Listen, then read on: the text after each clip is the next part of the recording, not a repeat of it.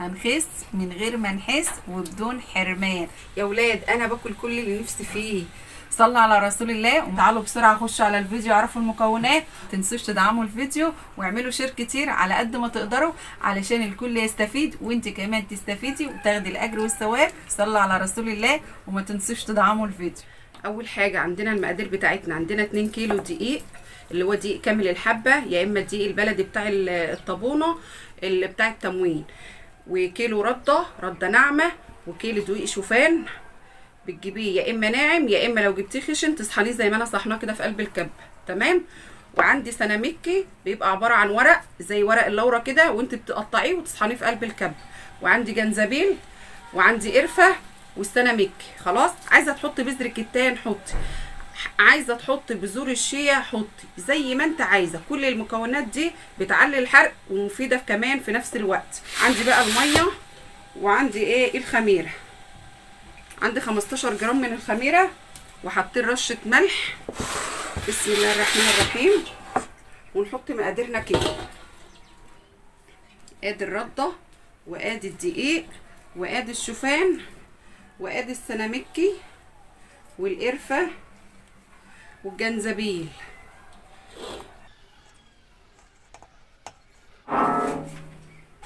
همسك بقى الخميره اللي تحت، الخميره في ايدي اهي عشان الناس هتقول ما دوبتش الخميره ليه، اهي هدوبها كده في قلب الميه من تحت واخلط بقى ايه كل المكونات دي مع بعض.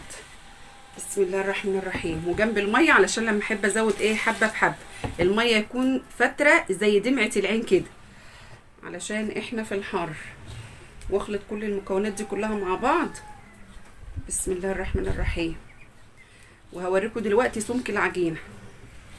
ادي العيش بتاعنا اللي شيماء خست عليه واللي الناس بتطلبه منها، وعايزه اقول لكم صفحات كبيره عملتها وبسم الله ما شاء الله جايبه تفاعل عليها كبير قوي اهو. بزود الميه حبه بحبه علشان ما تمرقش معايا قوي العجينه، علشان الرغيف ما يقطعش كده من النص.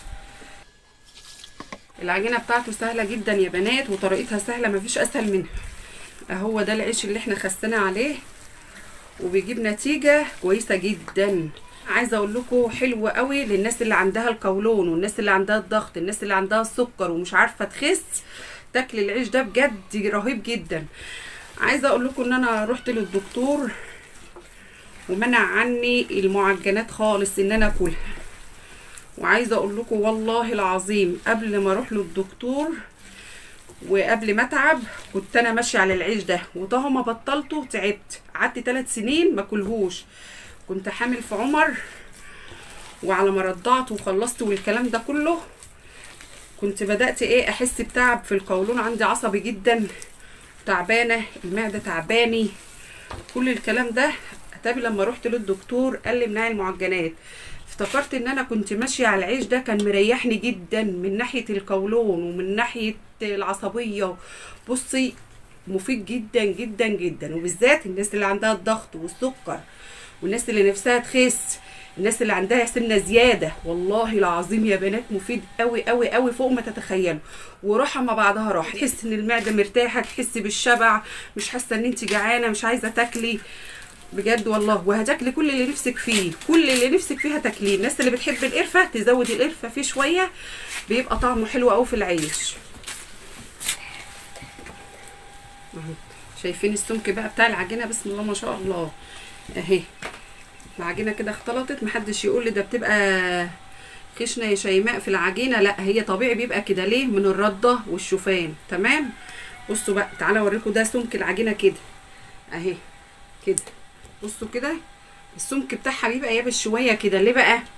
علشان لو مرقتي العجينه دي بالذات هتقطع منك من النص ومش هيخلي الرغيف يقب معاكي، علشان في قلبها رده وفي قلبها شوفان. خلاص كده تمام. يعني الرده بتبقى خشنه شويه عن الدقيق اللي هو البلدي اللي هو الاسمر، والشوفان برده بيبقى خشن برده مش زي الدقيق.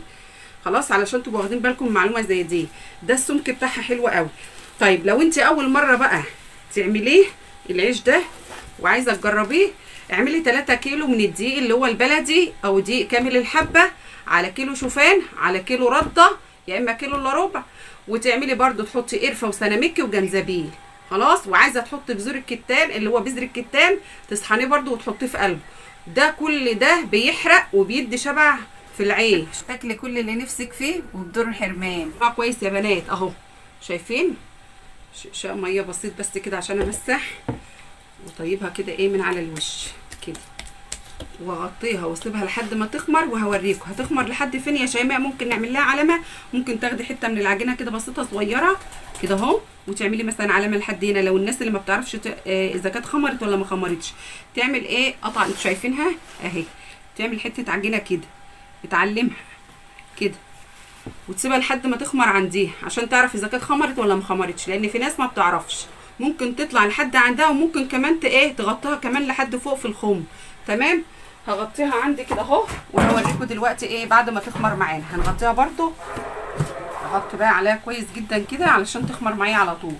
طبيعي كده كده احنا في الصيف هتخمر معايا، تقعد معايا ساعه ونص وتخمر. لو احنا في الشتاء هتقعد معاك من ساعتين لساعتين ونص. تمام، تعالوا بقى على ما عجينتنا تخمر نرش ايه الصواني، نرش الالواح، نرش الصواني، الحاجات اللي هنقطع عليها العيش كده كده. نقعد جنب العجينه لا، نشوف هنعمل ايه. نمسح الفرن، نجهز الحاجه بتاعتنا اللي هنعمل عليها على ما العجينه بتاعتنا تخمر. في الوقت ده بقى ايه ممكن نحضر الغدا بتاعنا. نعمل، تستني العيش لحد ما يخمر وتقعدي جنبه، لا اعملي اي حاجه انت عايزاها. تروقي الاوضه اللي هتخبزي فيها، تشيلي الكراكيب بتاعتك، خليكي بنت ايه نضيفه وشاطره كده. بعد ما رشته بقى كده اروح على الفرن بتاعي، امسحه اكنسه، امسحه خالص بحته نظيفه يكون مبلوله واعصرها، واقوم مسحاه علشان الصاجه احنا هنخبز على الصاجه نفسها تبقى نظيفه. تمام، صلوا على رسول الله وما تنسوش تدعموا الفيديو. ادي العجينه بتاعتنا بعد ما خمرت، بسم الله ما شاء الله، شايفين الخميره كده بقت زي الفل وتمام. عشان نقرص بقى عليه ونجيب الميه، بسم الله الرحمن الرحيم. نحط ايدينا في الميه كده، قرصي بقى ايه كده.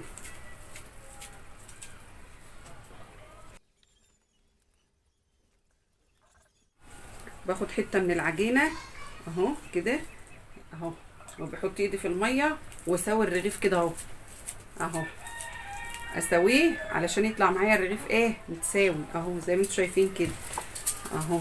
تاني تمام، واقطع كده. انا ليه بحط ايدي في الميه؟ علشان اسوي الرغيف ويبقى معايا ايه متساوي زي ما انتم شايفين كده اهو كده. في ناس تقول لي مش عارفه اعملها بميه، ينفع اعملها بدقيق؟ اقول لك اعمليها بدقيق عادي مفيش مشكله اهو، بس يكون دقيق برضو ايه بلدي او دقيق كامل الحبه برضو بالشكل ده كده اهو.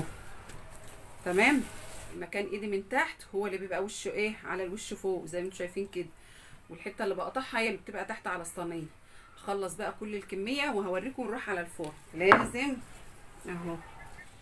يا بختك يا شيماء، بتاكلي فطير وبتاكلي قرص وبتاكلي كسكسي وبتاكلي كل اللي نفسك فيه وعودك حلو. يا بنتي انت مش تخينه ليه؟ هو ده العيش اللي انت خسيتي عليه؟ ايوه هو ده العيش اللي احنا خسينا عليه. هنخس من غير ما نحس وبدون حرمان.